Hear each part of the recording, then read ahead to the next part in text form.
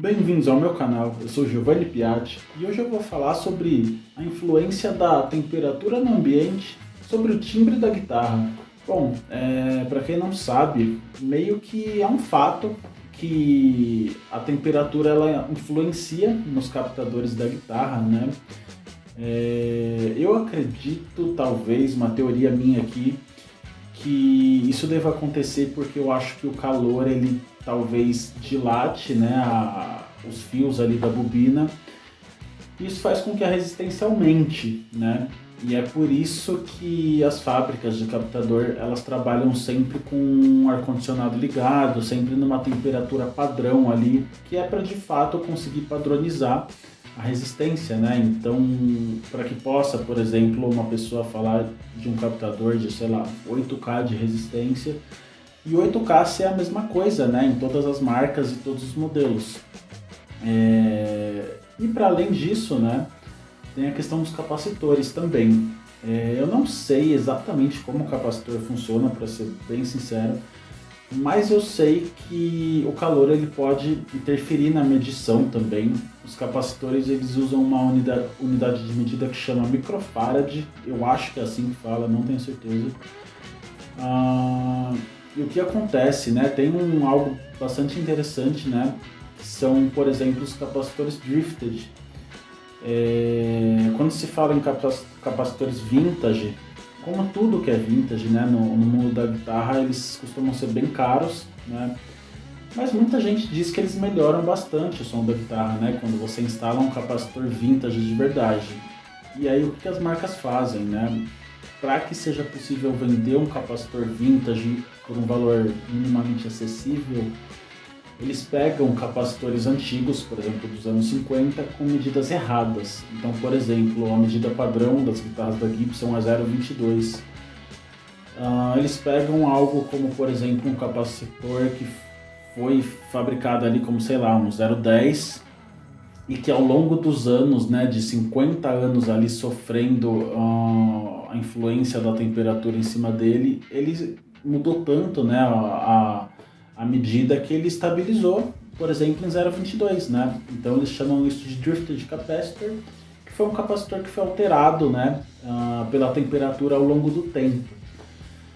E cara, assim, tanto falando sobre captadores quanto capacitores, isso é um fato, né? É física, mas muitas vezes, cara, essas coisas elas acabam funcionando de uma maneira diferente na prática, né? Eu acho que talvez se você pegar um analisador de espectro, alguma coisa assim, você consiga ver, mas são tantas variáveis, cara, tantas variáveis no timbre de uma guitarra que é muito difícil, né, de você dizer o que veio daqui, o que veio daquilo, se foi o calor que fez isso, se não foi, né, são tantas peças ali que é complicado.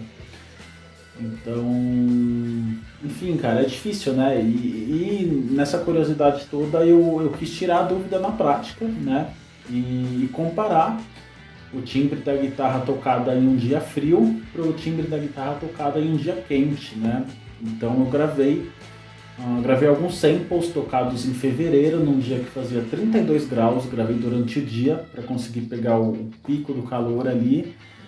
E gravei agora, se eu não me engano, no final de junho, começo de julho, mais ou menos, num dia que fazia 12 graus. Na verdade eu gravei de madrugada, que era também para pegar o máximo do frio ali. E, bom, antes de a gente ir pro comparativo, né, de fato, eu recomendo assistir esse vídeo usando headphones da melhor qualidade possível, porque a gente está falando, como eu já comentei, de sutilezas, cara, muito pequenas, assim, de timbre. Eu acho que é legal para escutar.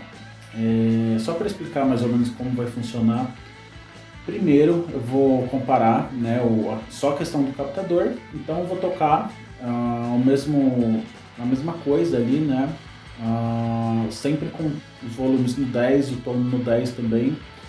Vou passar o sample ali tocando no dia quente, depois no dia frio, e aí outro sample, e assim vai. Para que a gente possa ver se, assim, teoricamente, né, os potenciômetros todos no 10 ali, teoricamente o capacitor não tem atuação, né? Então a ideia é ver se o captador sofre alguma alteração nesse contexto. E depois, né, mais pro final do vídeo, a gente faz uma comparação ali usando os tones para ver se o capacitor dá alguma diferença. Mas isso eu explico daqui a pouco. Vamos para o primeiro comparativo então, e mais para frente eu falo aqui o que eu achei dessa experiência toda. Vamos lá.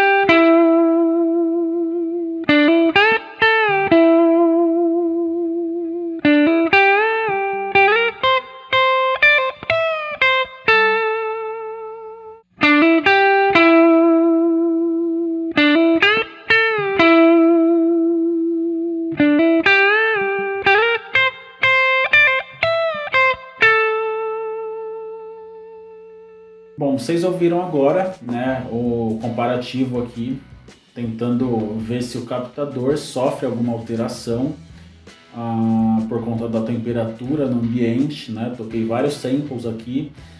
É óbvio que, é muito difícil manter a dinâmica da mão ali, né, 100% igual. O ideal seria fazer isso com um robô, mas eu não consigo fazer isso. E cara, foram alguns meses, né, de intervalo entre uma gravação e outra. Eu tentei tocar o mais próximo que eu consegui, mas enfim, vamos agora para o próximo teste, próximo e último na verdade, né? E eu vou fazer da seguinte forma: vou tocar com o tone no 10, depois com o tone no 5 e depois com o tone no 0, né? Para ir aumentando cada vez mais ali a atuação do capacitor, porque teoricamente, né, segundo toda aquela lógica que eu expliquei no começo do vídeo, em um dia quente o valor de medida dele sobe. Isso deveria fazer com que ele cortasse mais agudos, né? Quando se fala de capacitor, quanto maior o valor, mais agudos ele vai cortar. Então fiz ali o teste com ele no 10, com ele no 5, com ele no 0, e vai seguir a mesma lógica, né? Dia quente, dia frio, dia quente, dia frio, e assim vai. Então vamos lá pro teste.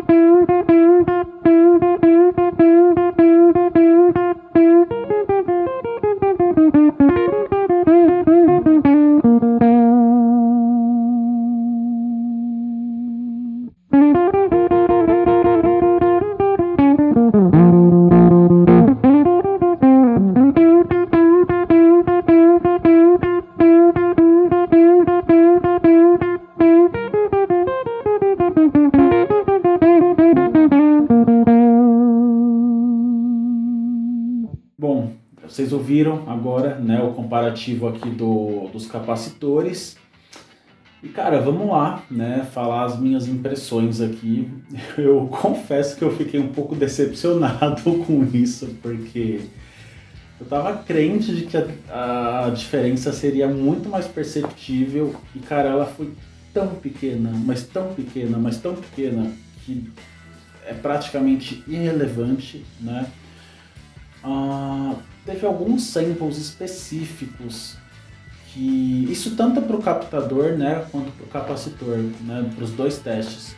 Teve alguns samples específicos que eu tive a impressão de que o timbre estava diferente, mas que a minha impressão foi de que o que causou isso foi a forma como eu toquei, e não a guitarra necessariamente. Nos samples onde eu tive a impressão de ter tocado igual, eu acho, né, tive a sensação de que de fato no dia frio ele dá uma diferença, ele fica mais. O timbre fica um pouquinho mais agudo e ele fica um pouco mais limpo, mas cara, é muito, muito, muito sutil.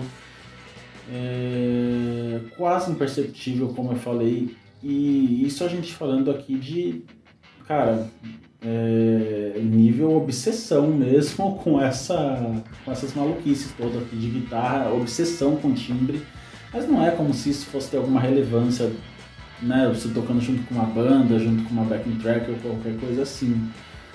E sobre o capacitor, a mesma coisa. Eu acho que no caso do capacitor, a diferença foi ainda menor do que do captador, mas ainda assim eu percebo que ele corta um pouquinho menos de agudo quando tá frio, mas é extremamente sutil, cara. Eu tô ouvindo com um fone muito bom aqui, eu usei um Sennheiser PXC 500, segunda geração, se eu não me engano.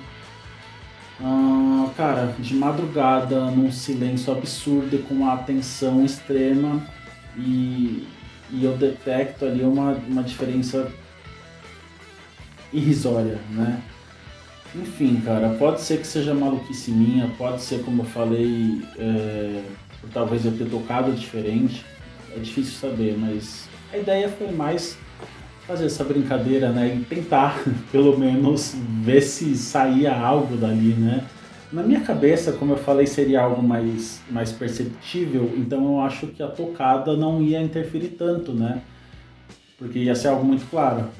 Mas foi tão sutil, cara, que qualquer detalhe ali na forma de palhetar pode levar tudo a perder aqui no teste, né. Não é um teste com muito valor científico, né? Mas enfim, eu fiz o que dava aqui. E cara, é isso, né? Queria fazer esse vídeo já tinha muito tempo, finalmente deu certo agora, um vídeo que levou alguns meses para ser feito. Mas deixa aqui nos comentários, né, o que você achou, se você de fato acha que tem diferença no timbre da guitarra ali gravado no dia quente para o dia frio, tanto para o teste número 1 dos captadores, para o segundo teste dos capacitores, né? Me conta aqui o que você acha. Dá um like no vídeo, né? Se inscreve no canal. Muito obrigado e até a próxima. Valeu!